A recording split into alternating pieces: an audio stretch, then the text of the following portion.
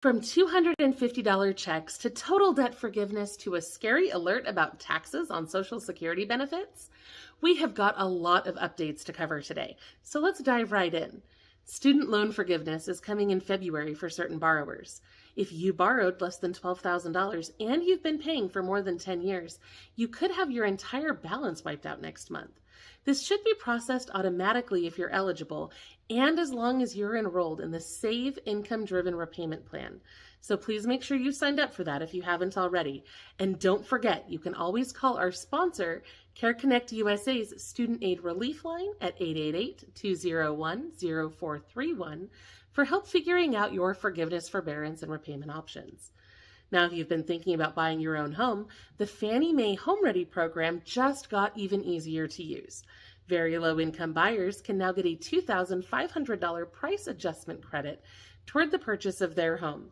That money can be used toward closing costs or your down payment, and remember, you only need 3% down on a HomeReady loan, which is pretty awesome. So now let's talk about some checks you can claim as well. We're only going to go over the ones that have deadlines coming up this week, so here we go. If you bought a Good Belly probiotic juice drink in a 32-ounce size between mid-August 2017 and November 2023, you may be eligible for some compensation. File your claim at goodbellysettlement.com by Monday, January 29th. If you bought a Mueller kitchen product between December 2018 and August 2023, you may be eligible for a $15 payment. You can claim yours at MuellerSettlement.com by January 30th. If you were affected by the CareCentrix AMCA data breach, you may be eligible for up to $50. You need to file that claim at AMCA-datasettlement-ccx.com by January 31st. If you were affected by the Gas South data breach, you may be eligible for up to $250, but you need to file your claim at gassouthsettlement.com by February 1st. And don't forget, you can get a full list of all the upcoming class action settlements we found with dates over the next few months at lowincomerelief.com/class-action-settlements as well. Now, for some serious cash, make sure you check out the open cases with our sponsor, Injury Claims. They are currently looking for people who have been harmed by diabetes drugs like Ozempic or Wegovy. They also have a bunch of other open cases that cover everything from rideshare assault victims to people who developed cancer after taking Zantac and just a whole bunch of stuff. You can get the scoop on all 13 open cases at lowincomerelief.com/claims. Now, of course, it's not all good news out there. Many of you have probably already received notices that the Affordable Connectivity Program is scheduled to end in April. Unless Congress takes action before then, those $30 a month subsidy payments will stop. There is a bill in Congress right now to extend it, but it has not been passed yet, so there's no guarantee that it will happen. If you'd like to see that program continue, now is the time to reach out to your elected officials in Congress and make your voice heard. In other bad news, Texas State Senator Paul Bettencourt has a problem with guaranteed income programs. He has asked for the state attorney general to weigh in on the legality of programs like Uplift Harris, the new program that recently launched with the intention to provide $500 a month to around 2,000 low-income people in Harris County. Senator Bettencourt has said that the state constitution does not allow these kinds of programs, and so now they're asking for an official declaration about whether or not these programs are legal in Texas. I'll be watching that closely, and I'll let you know what the AG has to say about that. There are complaints like this happening all over the place right now. But with that, let's move into some low-income financial assistance programs in your local area, hopefully. There are cities and counties that are just rolling out tons of new ways for people to get help. And so we have a lot to cover today. One thing I learned this week is that millions of grandparents and relatives around the country are helping to take care of their family members' children. If that describes your situation, then you need to know about kinship care programs.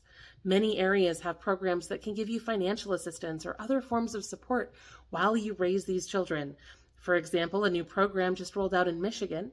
If you live in the Upper Peninsula and you are raising a relative's children, you may qualify for the UPCAP Kinship Care Program. They can give you financial assistance, respite care coverage, and all sorts of other support. You just need to call 211 and ask about that program. Now, if you're in Carborough, North Carolina, then you need to know about the new Family Financial Assistance Program that they're implementing there. The town has funds available to help you with rent, housing, utilities, childcare, or transportation costs, but you have to apply by January 31st. Do not miss that. Low-income households in Greeley, Colorado can claim a $100 credit on their Greeley water and sewer department bills. You can find out if you're eligible for that benefit on the Greeley website. Now, there are new scholarship programs in Maryland and Idaho, and some upcoming deadlines for homeowners assistance programs in Delaware and Iowa as well. You can get all that information on our website at lowincomerelief.com. Families with low incomes in Washington could soon see a change in how their child support money is handled. In 2022, a shocking $41 million in child support payments were intercepted by Washington state. That money was originally intended for children who receive TANF assistance, but under current state laws, when a family is receiving cash benefits, they're only entitled to keep between $50 and $100 of those payments. The rest is kept by the state and divided among different agencies. But there's good news on the horizon. Lawmakers are now reviewing a new proposal. This proposal aims to eliminate that limit, which would allow families to receive the full amount of their child support payments. It's a significant shift that could make a very real difference for many families. And of course, this isn't the only program that's changing either. The Federal Emergency Management Agency, more commonly referred to as FEMA, has announced some major reforms as well that will make it easier for you to get help when disaster strikes. These changes are set to kick in on March 22nd, 2024, and they're a pretty big deal. They're all about cutting through the red tape and making more people eligible, which is great because there was a lot of red tape in this program. For example, there's a new benefit called Serious Needs Assistance that will provide $750 for immediate expenses. They'll also offer displacement assistance for housing. The new rules expand the habitability criteria for home repairs, enhance accessibility improvements, and simplify the application and appeals processes as well. They're going to ask for a lot less paperwork now, and they aren't even going to make you apply for an SBA loan before you can get FEMA help anymore, which is great. Of course, speaking of rules, we need to talk for a minute about taxes. I know I just covered this in a recent video, but there's something important that I apparently missed. A lot of news outlets are claiming that Social Security retirees and even people with disabilities may have to start paying taxes on their Social Security benefits as a result of the recent COLA increases. Apparently, the rules require you to pay taxes if your total yearly income exceeds certain thresholds. I believe it was $25,000 for a single person or $32,000 for a couple. But under that calculation, and for that calculation, Social Security apparently counts, and it looks like COLA increases have pushed some seniors over that limit. The Senior Citizens League reported that 23% of retirees paid taxes for the first time during the last tax season, and they claim that the number is expected to increase this year. Since we don't usually think about taxes on Social Security, this is definitely something you need to watch out for.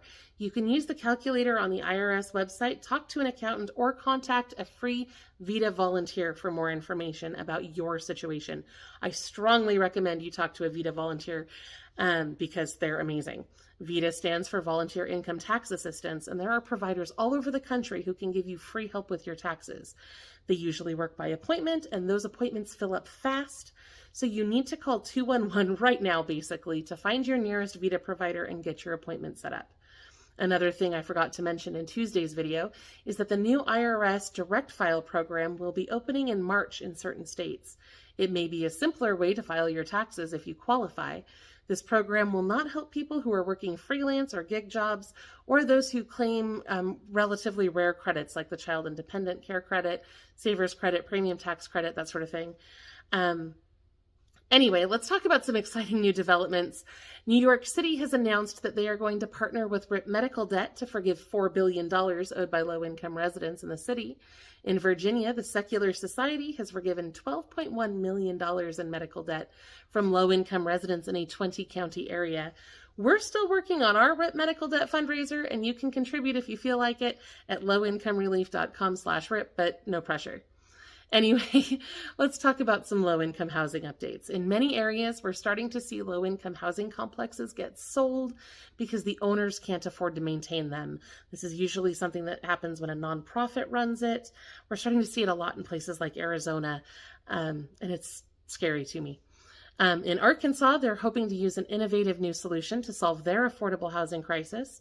The city of Rogers just sold some land to a developer who plans to build affordable 3D printed homes for low-income residents. It'll be interesting to see if 3D printed homes are a viable solution for affordable housing. If you need to repair the home you already live in, don't forget that Kansas has a new home repair program opening in Wichita this week. Ohio also has a new program opening this week as well.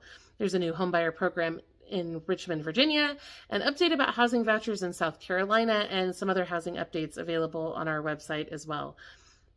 And actually, that brings me to a question I need to ask you. When we do these weekly updates, do you find yourself heading over to lowincomerelief.com for more information?